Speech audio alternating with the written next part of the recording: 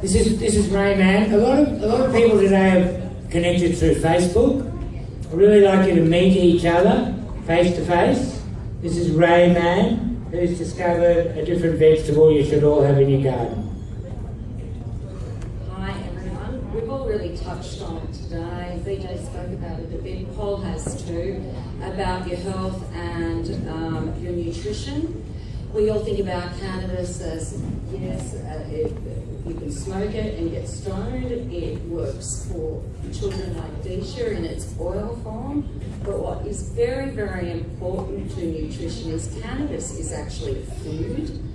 And your CBDs and THCAs that you would have heard Andrew talk about, as well as Tony Bauer, they in fact can come from raw cannabis. And I discovered raw cannabis because I didn't want to be stoned. And the health of being able, the CBDs and the THCAs in actually getting your body to receive or accept food when you've been really sick or on treatment. You actually stop eating because it hurts, and then you have a follow-on of not wanting to eat because of that pain, and follow-on again that your bowel then has problems, and all those concurring things that you get from pharmaceuticals. Raw cannabis has been well known and documented now for how good it can be for your nutrition and fixing the inside of your body to receive that food again. And you have all heard about CBDs today and THCAs. You can receive it from the raw plant, and it's part of the reason why I very much push for homegrown health, because we eat parsley out of our garden and we don't have to pay the government anything for that. We grow it in our garden and we pick it, we bring it inside and eat it. Cannabis is no different. It's a herb, really, and it's been used as a herb for generations through the tribal women everywhere. They've used thousands of years. The Egyptians used it in the same way.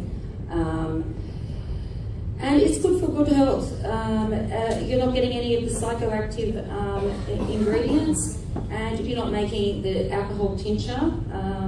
The alcohol tincture is for if you can't grow it, but if you were allowed to grow it in your backyard, you would be putting those leaves in your juice with any other juice that you're drinking in the morning. I actually substitute the leaves for lettuce in sandwiches, and also put it on everything I eat, every meal I eat. And I don't get stoned from it. And that was the whole point with taking that path and getting my body back to receive food. I only weighed 30 kilos 4.5 years ago. I now weigh 56 kilo. I'm a vegetarian, and I am a staunch believer in raw cannabis for health. There is a great website, Raw Cannabis for Health, that I help administer. There's great information on it there. And it's another good reason why we can't put cannabis in the hands of the pharmaceuticals or let the government control it. Because the best part of home health is chemical-free. And the only way you get chemical-free is growing that in your backyard and knowing what's going into that dirt and being able to pick it and eat it. And I know we've heard from the professionals, we've heard from the bush doctor and Dr. Kalaliris, but there is actually home health that you can just do yourself. And it takes nothing to put a seed in a pot and grow a plant in your backyard. And unless we defy and do that for our own health, we're not going to get better.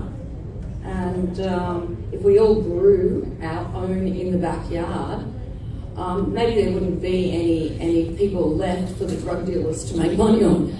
So it's part of what I staunchly believe in prohibition, is so that we can, again, as everyone else has said, be responsible for our own health.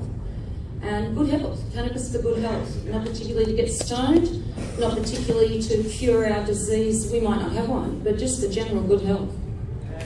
Plenty of information out there on that too, worldwide. And Facebook group I did mention, Raw Cannabis for Health. And the MCUA group is also a great group, but you sort of know about that because that's probably how you got here. Yeah, but check it out, have a look at it. Sharing's caring, and sharing knowledge is really what this is about. And creating awareness, telling your family, those types of things is what's going to get us over the line. Thank you all for coming. Fabulous. She makes the best salads, you wouldn't believe it. So, you just got to watch sending your kids to school with cannabis leaf sandwiches. It's a problem. Yeah. Now, I've just been told now we've actually got to finish at 4:30, which is about 2 minutes away. So there were a couple more questions here. You can catch him afterwards. And I want to introduce you to Jamie Forsyth. Jamie booked the venue. Jamie initiated this to happen, and it's a credit to him.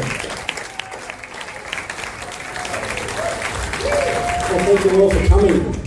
You're the reason why we did this, and the reason why we're going to eventually win this, and sooner rather than later. Now, I'd just like to thank Chris Conrad and Mickey Norris. Really fantastic talk.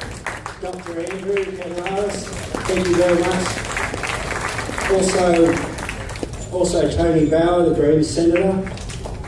Dr. John Kay. We've got David and Deisha Stevens. Thank you very much for coming up and giving us your story. I'd also like to thank people like David Carr, Trizzy, Gail Hester, Max Stone, Michael Balderstone, Nikki Freeburn, Sean and BJ. Without all you people, we just wouldn't have been able to pull this together with all the great information you guys all have. So give yourselves all a big pat on the back, and thank you for making this a great day, everyone. What was that now? We've got a little surprise for you here. Who's the band? No, it's not a band.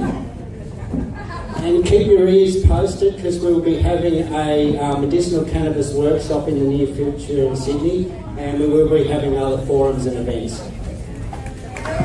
You're welcome to hang around, ask more questions. We might have to head outside, and there'll be a big 420 in the car park, I imagine. Thanks very much for coming, everybody.